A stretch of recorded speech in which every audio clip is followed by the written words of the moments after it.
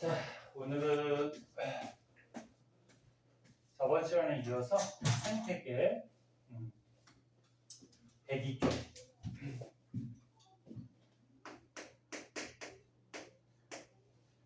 자, 저번 시간에 그 생태계는 생물들, 생물적 요소하고 그 다음에 환경, 비생물적 요소로 크게 나눌 수 있다 그랬죠. 그래서 오늘은 뭐에 대해서 배울 거냐면은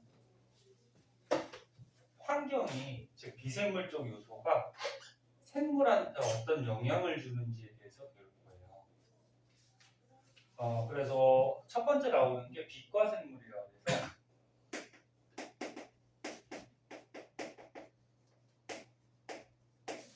자, 빛이 생물한테 어떤 영향을 주는지에 대해서 좀 알아보도록 할게요. 거기 크게 뭐 세 가지 정도가 나오는데 첫 번째 빛의 세기에 대해서 빛의 세기라 그러면 너네 알다시피 빛이 얼마나 강하고 약하냐 그걸 얘기하는 거지, 그치? 다운이도 필기하면서 들어. 노트 있어? 가만히 있으면 졸리니까. 노트 없으면 선생님 연습 좀 시켜. 괜찮아? 그래, 노트는 좋은 거 준비해가지고 가만히 멍 때리고 있어. 오늘 뭐 무슨 고민 있어? 그래? 피곤해서? 그래, 어제 일찍 자지 왜?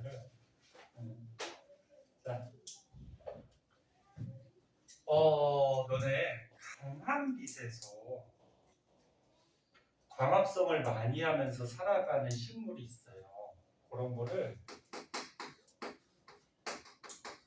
양지식물이다 이렇게. 다시 얘기할게요. 너네 양지가 보통 햇빛이 잘 들어오는 곳을 양지라고 그러거든.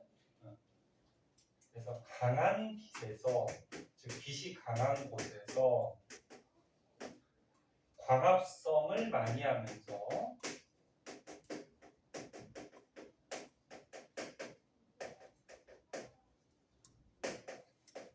살아가는 식물을 양지식물. 그리고 이 양지식물의 잎을 양엽이다 이렇게. 양지식물의 잎. 빛이 잘 들어와. 잘 들어오니까 광합성 할 수 있는 양도 많아지겠죠. 그러면 이 양지식물은 어떤 특징점이 있냐면은 그 책에 뭐 그림도 나와 있는데 간단하게 그리면 잎이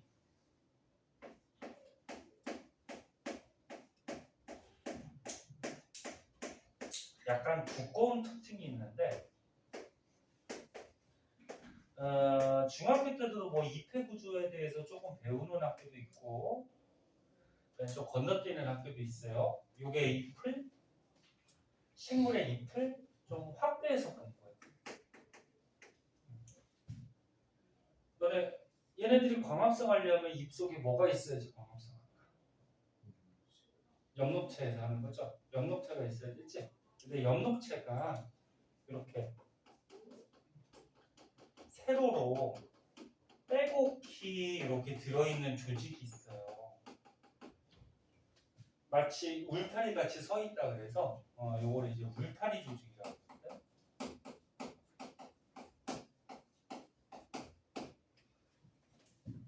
그리고 요 울타리 조직 밑에도 엽록체가 있어요. 여기도 있는데 여기는 약간 듬성듬성이거든. 여기는 해면 조직이라 해요. 근데 요 울타리 조직에 엽록체가 가장 많은데 이 양지식물들은 빛이 강한 곳에서 광합성을 많이 한데, 그럼 광합성을 많이 한다는 얘기는 엽록체가 많고 발달이 된다는 얘기죠. 즉 엽록체가 가장 많은 울타리 조직이 발달되어 있어요. 그래서 잎 구조가 잎이 두꺼운 이런 특징점을 좀 갖고 있어요. 두꺼운 특징점. 안에 엽록체가 많아가지고. 근데 빛이 약한 곳. 그러니까 빛이 잘 안 들어오거나 빛이 약한 곳에서 사는 식물들을 음지식물이라고. 음지가 뭐 그늘진 곳을 음지라고 하는데, 그리고 음지식물의 잎은 음엽이라고.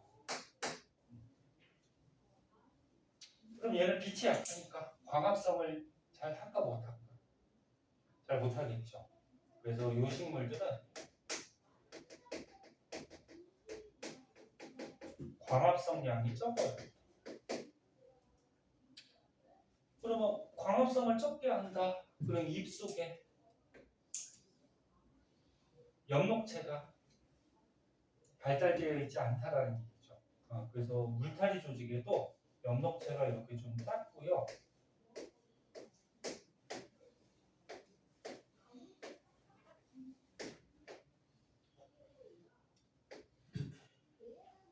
그래서 여기 양지식물보다 잎의 두께가 좀 얇은 특징이 있어요. 잎이 얇다. 울타리 조직이 발달하지 못해서.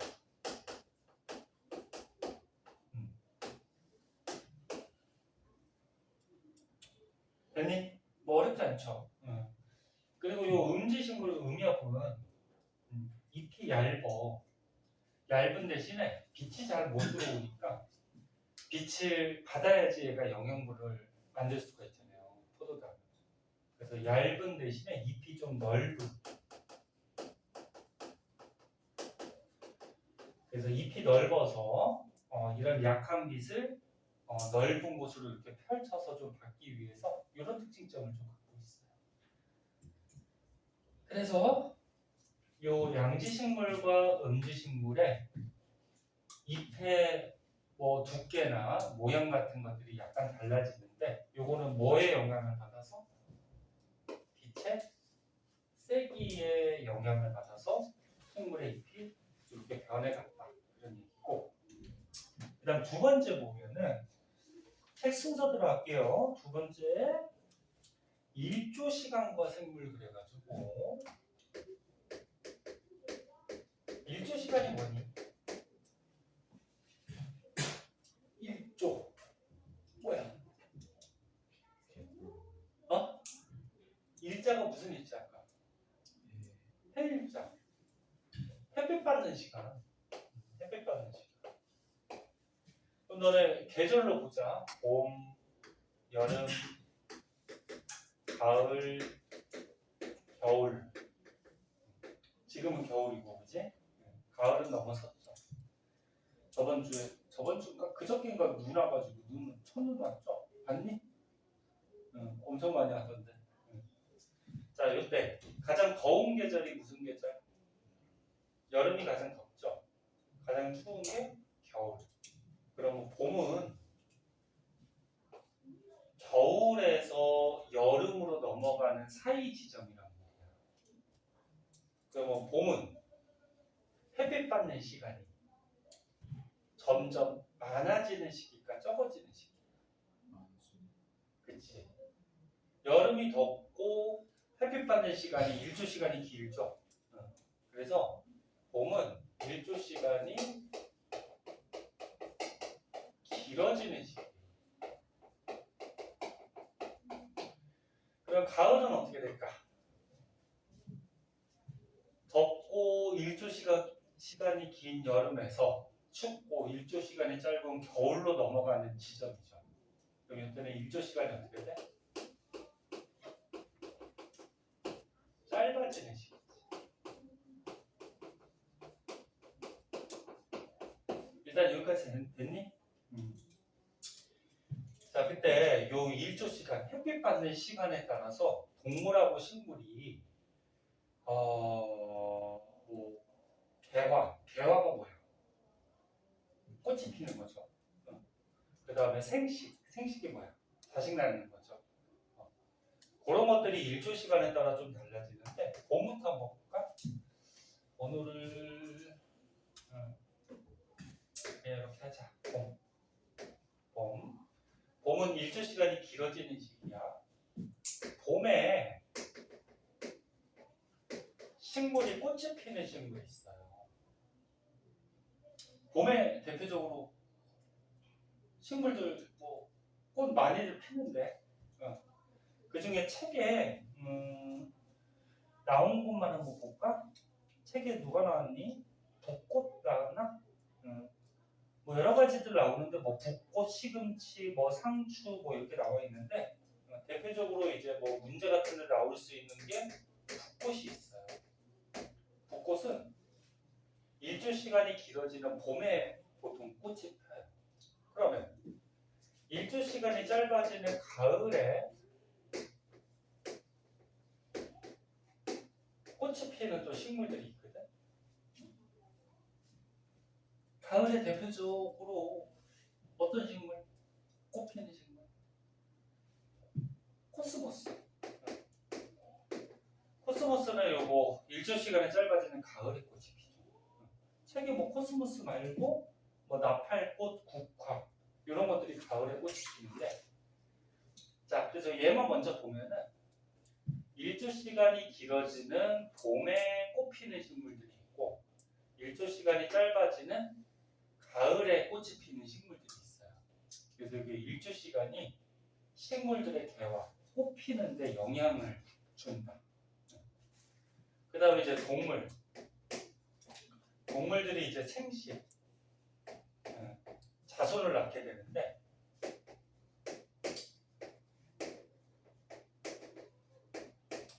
봄에 생식하는 동물들이 있고 가을에 생식하는 동물들이 있어요. 대표적으로 봄은 꾀꼬리하고 종달새, 얘네들은 봄에 번식을 해요. 그리고 가을은 거기 나온 것이 송어하고 노루, 얘네들은 가을에 또 번식을 해요. 그래서 결론은 여기 어렵진 않아요. 생태계 부분은 뭐 내용은 안 어려운데 뭐 문제 나왔을 때 말이 조금 헷갈릴 수는 있어요.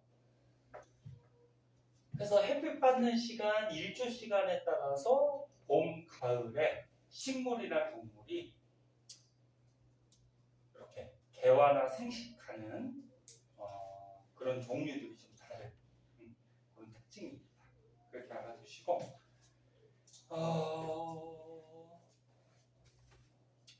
거기 밑에 확대경이라 그래서 그거 잠깐 볼까? 거기 보면은 장일식물하고 단일식물이라고 나오죠. 장일, 이것도 다 한자인데 장자가 무슨 장자냐면 길장자거든. 그럼 장일, 해가 어떻다는 거야? 길다. 그럼 해가 길어지는 시간, 일조 시간이 길어지는 시간이 봄이죠. 그 봄에다 이렇게 꽃이 피는 식물들이 있어요. 이걸 가지고 이제 장일 식물. 해가 길어질 때 꽃이 피는. 그러면 거꾸로 단일 식물은 이게 짧을 단자거든. 그러니까 해가 짧아지 꽃이 피는 식물. 코스모스 같은 거 얘기하는 거거든. 그래서 거기 그래프가 나와 있는데 장일 식물은 거기 그래프가 어떻게 나와 있어? 낮이 길고 밤이 짧을 때, 하루가 24시간이니까 12시간 가운데를 기준으로 했을 때 낮이 길고 밤이 짧을 때는 장일 식물은 꽃이 펴요. 근데 낮이 짧고 밤이 길면 어떻게 돼? 장일 식물은 꽃이 안 피지. 그럼 거꾸로 단일 식물은 어떻게 돼? 낮이 길 때는 꽃이 안 피는데 낮이 짧을 때는 어떻게 돼? 꽃이 피지. 이렇게 일조 시간에 따라 좀 꽃피는 시기가 달라진다. 그걸 이제 그래프로 이렇게 나타난 거다 보시면 될 것 같고, 개정이 되면서 저기가 빠졌구나. 빛의 파장이. 그래요. 개정되기 전에 빛과 생물에서 하나가 더 있었거든. 빛의 파장이라고. 그게 약간 어려워서 빠졌나? 나중에 혹시 문제 나오면 그때 가서 해줄게요. 여기 개정교과에서 빠져서. 자, 그럼 넘어가서 두 번째 온도와 생물 할게요. 103쪽에.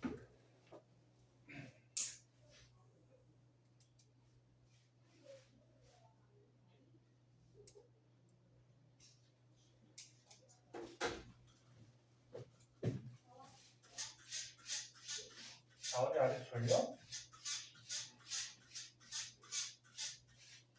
다원이 어디 갔냐? 다원이 아직 졸려? 어떻게 줘야지 잠을 이렇게 까?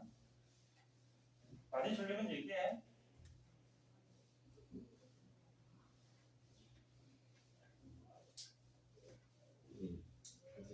응.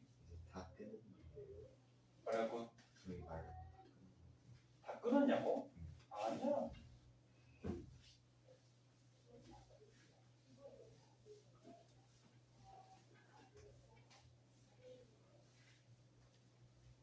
한 녀석은 잘 나오지도 않고 이 녀석은 이거 혼나야 되는데 연락을 해도 잘 안 받고.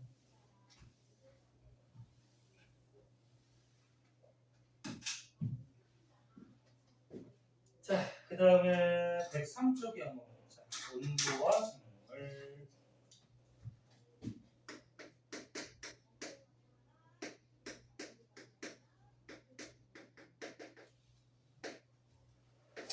이제 통합과 거의 다 나갔어. 이번 달까지만 하면은 통합과 끝나요. 20까지. 네? 네.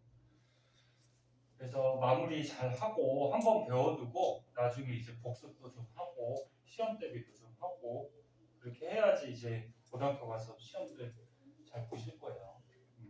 이게 한 번 한다고 다 되지는 않아서. 자, 온도에 따라서 또 동물들이 영향을 받게 되는데 생물도 마찬가지고 동물부터 한번 보자. 책에 뭐 줄줄이 여러 가지가 써 있는데 너네가 대부분 다 알고 있을 거예요. 너네 뭐 개구리나 뱀, 곰, 박쥐 이런 것들은 추우면 어때? 요즘 같은 겨울이 돼버리면 겨울잠을 자죠.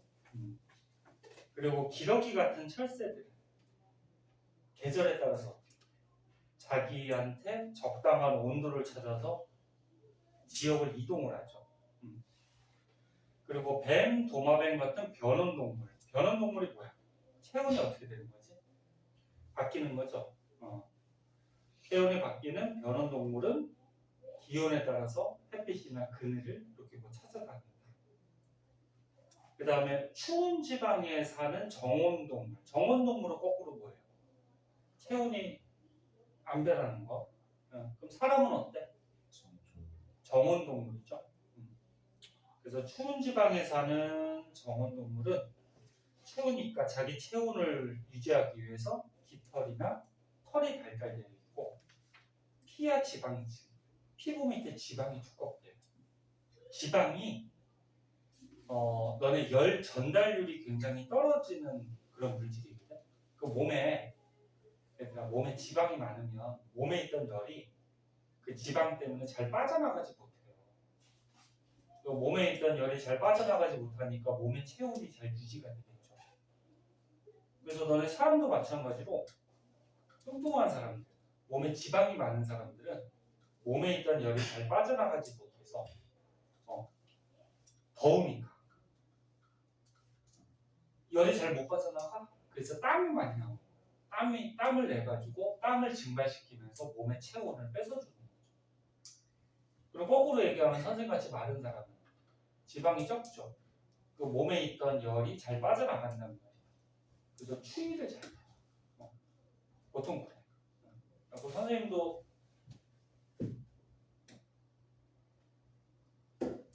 여름에 더위는 잘 안 타는데 겨울에 추위를 많이 타서 추워요. 오늘도 영하지 날씨가. 그래서 감기 안 걸리게 옷들 두꺼운 거 입고 다니시고 뭐 그런 특징이 있고. 그리고 펭귄은 겨울이 오기 전에 털갈이를 해서 털이 더 두껍고 촘촘하게 자라기고 만들고, 그 다음에 맨 마지막 게 가장 중요한데, 포유류는 서식지의 기온에 따라 몸집과 말단 부위 크기가 좀 달라요. 자, 이게 무슨 얘기냐면, 대표적으로 거기 여우가 나오는데,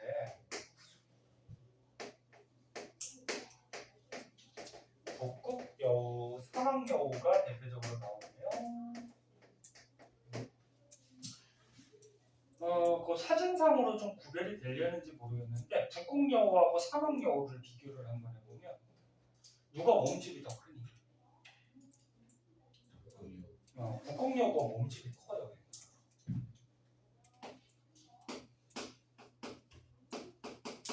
왜 클까?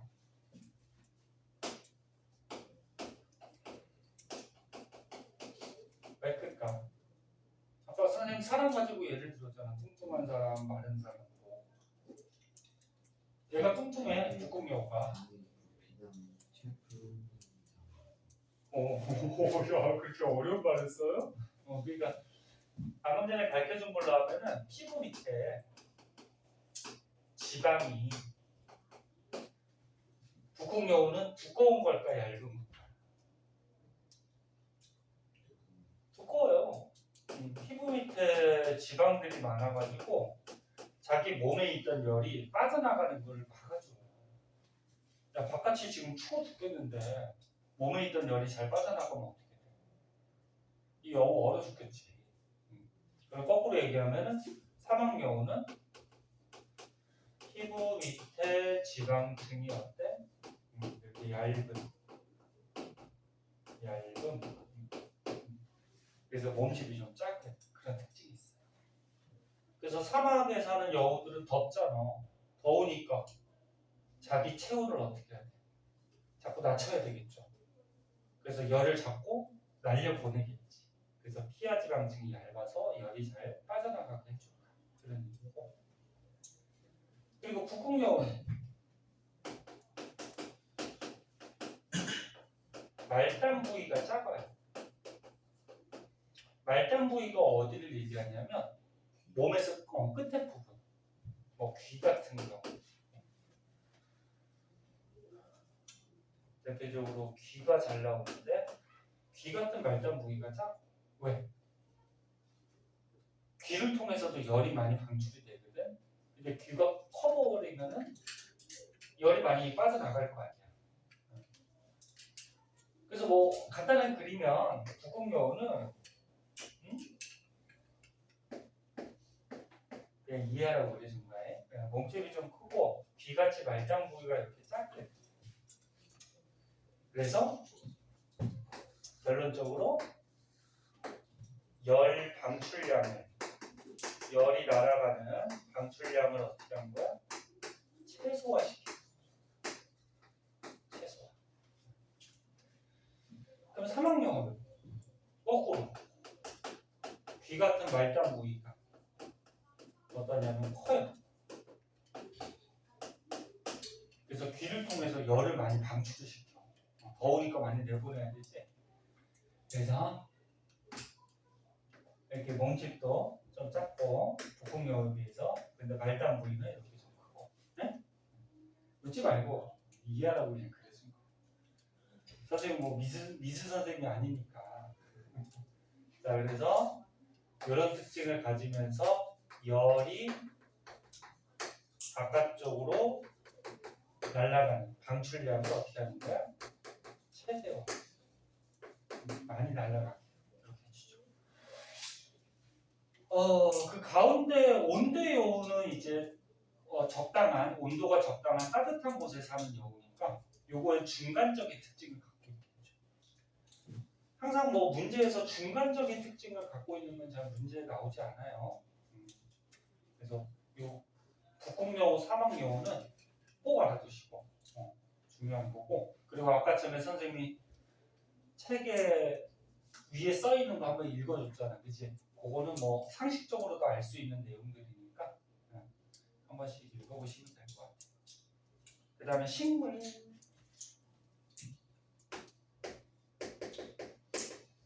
식물도 뭐 그닥 알 거는 없거든. 거기 보면은 기온이 낮은 툰드라 지역에 사는 식물들은 잎이나 꽃에 털이 나 있대요. 그러니까 너무 추우니까 그 식물들 체온을 유지해야 되겠죠.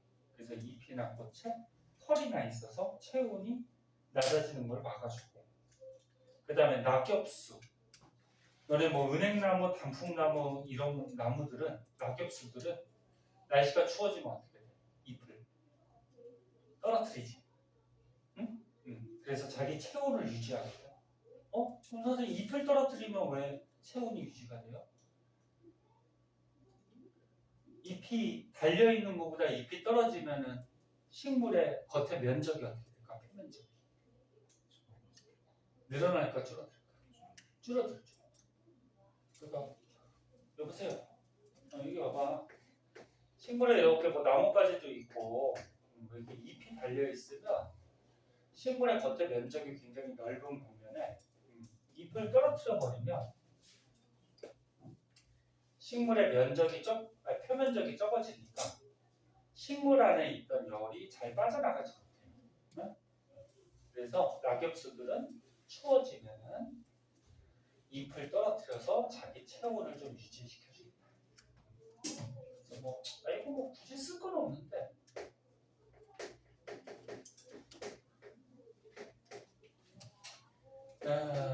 잎이나 꽃에 털이 나 있다. 그리고 추운 지역에 사는 또는 추워지면은 낙엽수들은 잎을 떨어뜨린다.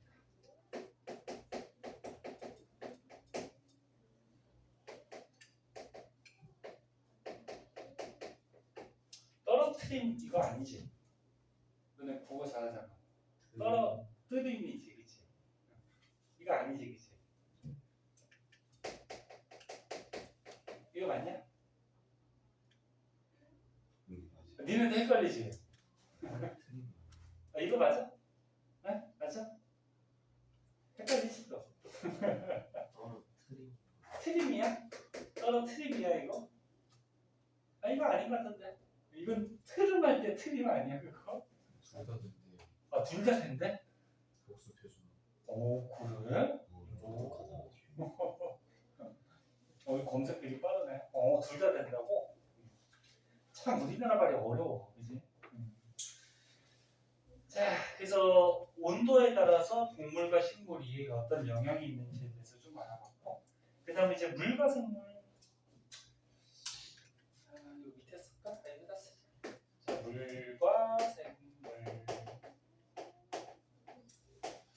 너네 동물, 식물한테 물은 굉장히 중요해요. 사람도 물이 없으면 살 수 없고, 그리고 몸 안에 3분의 2, 70%가 물로 돼 있잖아.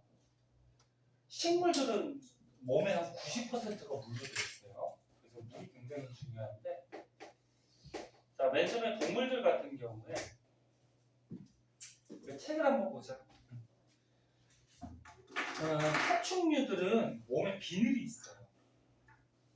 그러니까 거기 사진에 나와 있는 같이 도마뱀 그런 같은 파충류들은 몸이 비늘로 덮여 있어가지고 몸 안에 있던 물이 이렇게 증발하는 걸 막아줘요. 비늘 날아가는 거를. 그 다음에 조류하고 파충류의 알 껍데기가 두껍거든. 그럼 알 속에 있는 수분이 그 껍데기 때문에 어떻게 돼? 증발하는 거를 또 막아줘요. 날아가는 거를. 간단한 껍데기. 그 다음에 곤충은? 곤충도 껍데기로 덮여져 있죠. 네? 니네 곤충 밟으면 뿌치직 하면서 껍데기 부러지잖아. 키틴질이라는 물질로 된 껍데기로 되어 있어요. 그래서 얘네들도 이 껍데기 때문에 몸 안에 있던 수분이 날아가는 걸로 좀 막아주고, 그래서 요거 세 개까지만 먼저 보면은 요런 것들 때문에 동물들의 수분의 증발을 어떻게 해준다?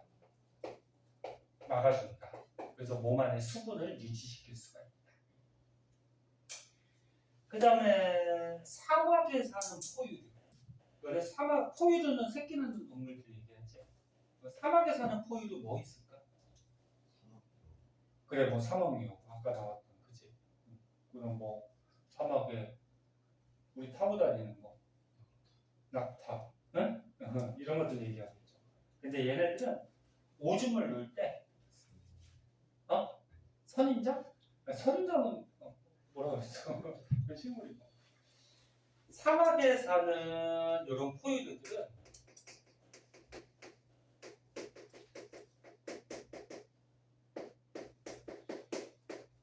진한 오줌. 얘네 오줌 속에는 뭐가 들어있니? 균? 양문이야? 오줌 속에 노폐물이 들어있잖아. 사람도 오줌을 누는 이유가 뭐야? 몸속에 있는 노폐물을 콩팥에서 걸러서 내보내는 거지, 그치? 그래서 이 사막에 사는 포유류들도 몸속에 그 노폐물들을 배설을 시켜야 돼, 내보내야 돼. 그래서 오줌은 누긴 넣어야 돼. 오줌은 넣어야 되는데 오줌 속에 물을 많이 포함시켜서 빼내게 되면 어떻게 돼? 몸의 수분이 부족해지겠죠. 가뜩이나 더워서 물도 없는데, 그치? 그래서 물은 몸속에 다시 재흡수를 해버리고 노폐물만 쌓여있는 진한 오줌을 넣어요. 그래서 이 진한 오줌을 넣어서 수분 손실을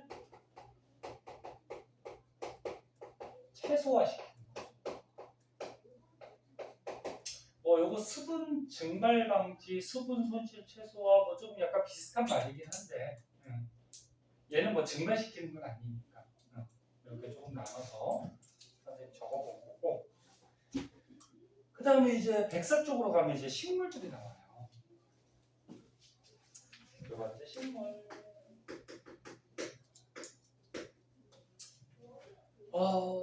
요거부터 할까? 물이 부족한 지역.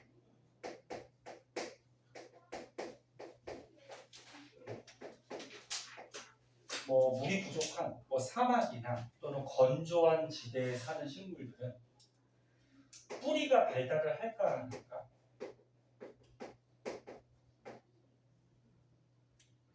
뿌리가 길까 짧을까? 물이 부족하대. 길어야죠. 뿌리가 길어야지 어떻게 돼? 깊은 곳에 있는 물까지도 흡수할 수가 있겠지. 뿌리가 짧아버리면 뭐 깊은 곳에 물이 있다고 하더라도 흡수가 안 되겠죠. 그래서 물이 부족한 지역에 사는 식물들은 뿌리가 발달해요. 길게 뻗어 있어요. 그리고 거꾸로 물이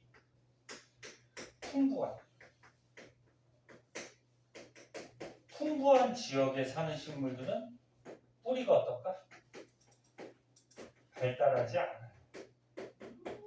그래서 뭐 물이 풍부한데 습지 지대나 또는 완전 물에 떠서 사는 식물들도 있죠. 호수나 연못 같은데, 연꽃 같은 거 있잖아요. 연꽃 수렵 이런 것들은 막 물에 떠서 산단 말이야. 얘네들은 물이 엄청 많아요. 엄청 많으니까 뿌리가 길 필요가 없죠. 뿌리가 짧아도 물을 많이 흡수할 수가 있죠. 그리고 물에 떠서 사는 식물들은 통기 조직이라는 게 발달하는데,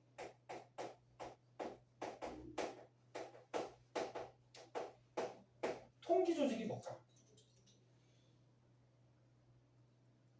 기체가 통한다. 그러니까 몸속에 식물 몸 안에 기체들이 이렇게 들락날락할 수 있는 조직들이 많이 발달이 돼 있어서 몸속에 기체 성분을 많이 포함하고 있어요. 그래야지 물에 어떻게 될까? 뜨겠죠. 기체가 많이 들어있어야지. 밀도가 작아지. 그리고 거꾸로 아까 여기 안 썼네. 물이 부족한 지역에 사는 식물들은 저수 조직이라는 게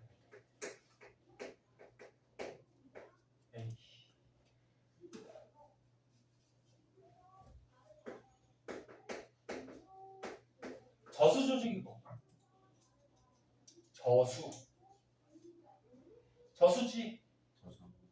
물을 저장하는.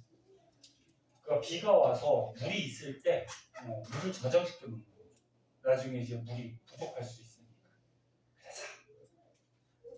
그래서 물이 부족한 지역에 사는 식물, 물이 풍부한 지역에 사는 식물들이 이런 또 특징점을 갖고 있다. 뭐 어렵지 않죠? 한번 들으면 알 수 있는 내용이에요. 자, 그 다음에 이제 토양하고 공기가 나오는데요. 한번 지우고 쓰도록 할게요.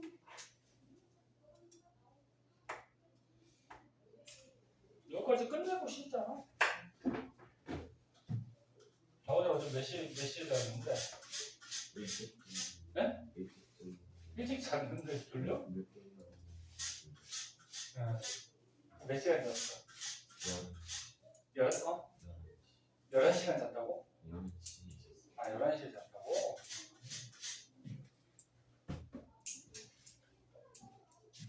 그래도 11시에 잤으면 많이 잤네. 선생님 어제 2시 반에 잤나? 수업 끝나고 집에 가서 밥 먹고 씻고 하다 보니까 2시 반에 자가지고 오늘 몇 시에 일어났다? 7시에 일어났나? 몇 시간 잤어?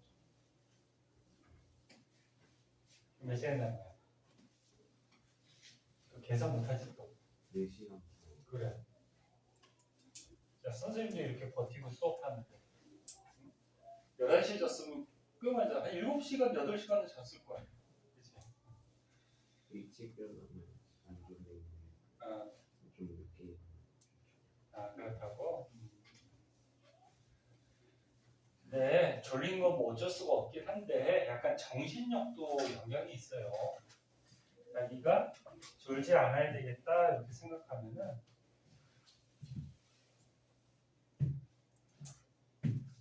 안 졸 거예요. 자, 그 다음에 이제 토양과 생물.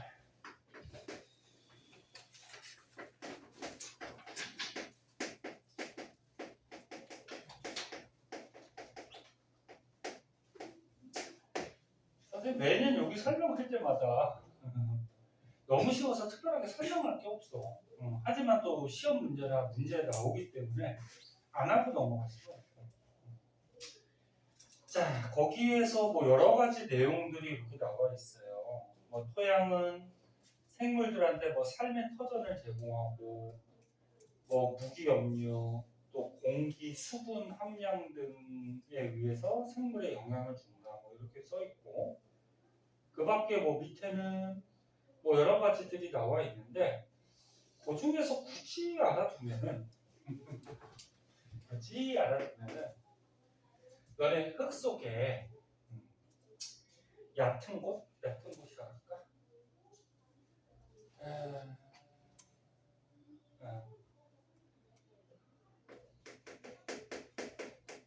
얕은 토양에 살고 있는 새끼하고 깊은 곳, 땅속 깊은 곳에 살고 있는 세균의 종류가 좀 달라요. 너네 얕은 곳은 여기 땅이 있어. 땅이 있으면 얕은 곳은 공기 중에 산소가 어떻게 돼? 그러니까 알갱이들 사이로 잘 스며들 수가 있죠. 그래서 얕은 곳은 산소가 풍부하기 때문에 산소 가지고 호흡하는 호기성 세균들이 많이 살아요. 호기성 세균은 나중에 뭐 뒤에서 실험 같은 데서 또 나올 수도 있는데 좋아할 호자거든. 한자로 공기를 좋아하는 성질을 가진 세균. 그러니까 세균이 뭐 공기가 좋다고 공기를 쫓아다니는 게 아니고 얘가 산소호흡을 하기 위해서 산소가 많은 곳에 살고 있는 세균들이에요. 그래서 산소 호흡을 하는 그런 세균들은 호기성 세균. 근데 너네 토양이 깊은 곳은 산소가 잘 들어갈까 못 들어갈까? 잘 못 들어가겠죠. 부족하겠죠. 그래서 여기에 사는 세균들은 산소가 부족하기 때문에 산소 호흡을 하지 않아요. 무산소 호흡이에요. 무산소. 선생님? 호흡은 당연히 산소가 필요한 거 아니에요? 호흡의 뜻이 뭐지? 먼저 적으니까 보자. 이렇게 산소 호흡하지 않고 무산소 호흡하는 세균들을 현기성 세균이에요. 호흡이 뭐야? 네? 이건 참고 삼아. 호흡이 뭐야? 산소 들이마시고 이산화탄소 내뱉는다고 하면 초딩이라고 했었잖아요, 선생님. 호흡이 뭐야? 영양소를 분해시켜서 뭘 만드는 거야? 이 생물들이 살아갈 수 있는 에너지를 생성하는 게 호흡이라고 했죠, 그렇죠? 그럼 호기성 세균이나 현기성 세균이나 생명체들이니까 몸에서 에너지를 생산해야 된단 말이야, 그렇지? 그래서 호흡은 해야 돼. 그 중에서 얘는 산소가 풍부하니까 산소를 영양소와 결합시켜서 분해시켜서 호흡을 하는 거고, 현기성 세균은 산소가 부족하니까 산소 없이 호흡을 하는 거예요. 근데 어떤 호흡이 더 효율적일까? 산소 호흡이 더 효율적이에요. 근데 산소가 있을 때는 영양소가 잘 분해되고 많이 분해돼요. 그럼 에너지 발생량도 많겠죠. 근데 얘네들은 뭐 어쩔 수가 없지. 산소가 부족하니까. 에너지는 내야 되고 살아가야 되니까 무산소 호흡을 할 수밖에 없어요. 참고삼아 산소 호흡은 뭐 노폐물이 이산화탄소나 물 이런 것들이 나오는 거지, 그지? 자, 뭐 요거 한번 알아두고, 그 다음에 또 뭐 굳이 알아두면, 사실 굳이 알아둔다라는 거는 뭐 이렇게 잘 나오진 않는데, 지렁이나 두더지가 있어요.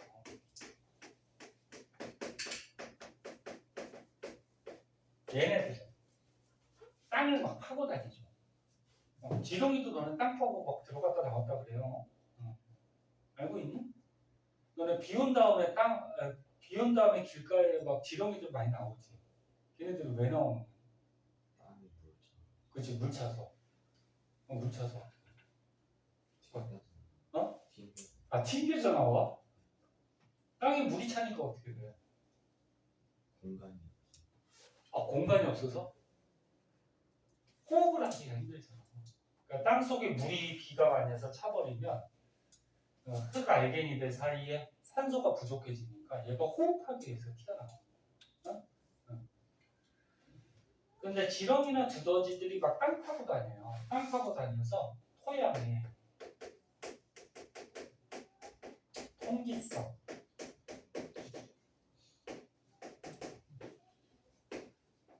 그러니까 토양 속에 공기가 이렇게 잘 통하게 구멍을 통해서 즉 산소를 많이 공급하게 이렇게 도와주는 그런 고마운 역할을 하고 있고요. 그 다음에 나머지는 한번 읽어보면 돼. 뭐 크게 어려운 건 없으니까. 자, 그 다음에 공기와 생물 한번 볼까요? 공기와 생물.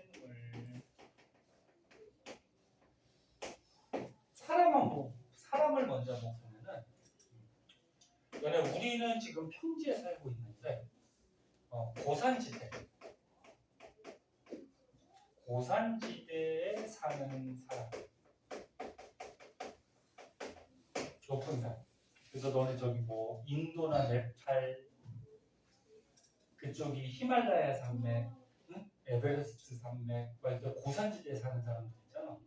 걔네들은 몸에 혈액 속에 적혈구 숫자가 많아요. 적혈구가 무슨 역할을 하는지? 그치, 산소 운반하죠.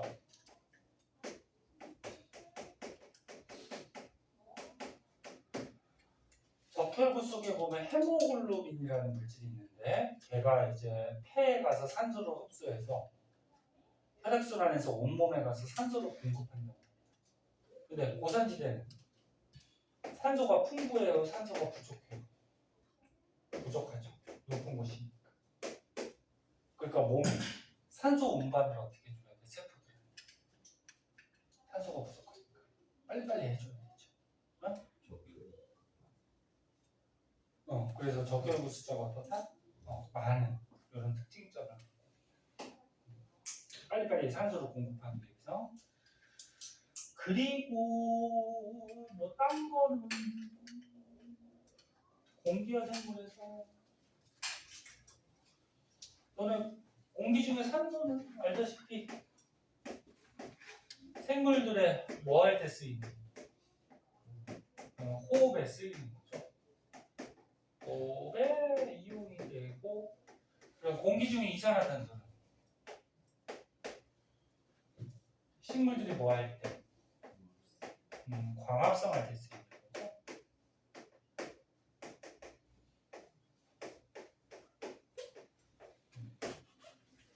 자, 너무 쉽죠? 이런 것들 한 번씩 하시고, 거기 피톤치드 많이 들어갔죠? 너네 산림지역 산에 가면은 뭐 나무에서 피톤치드 나온다. 그래서 산에 있는 일부 나무는 피톤치드가 자기 몸에 또는 자기한테 달려드는 미생물들을 접근을 못하게 하기 위해서 뿌려주는 물질이 있거든. 근데 그 피톤치드를 내보내서 뭐 주위에 뭐 공기 성분을 좀 변하게 할 수도 있다, 뭐 그런 얘기고. 어렵지 않죠? 자, 요거 바탕으로 해서 뒤에 기본 문제를 풀고 넘어갈게요. 1번부터 5번까지 5개 먼저 한번 풀어볼까요? 문제 같이 공부했을 건데 온도에 따라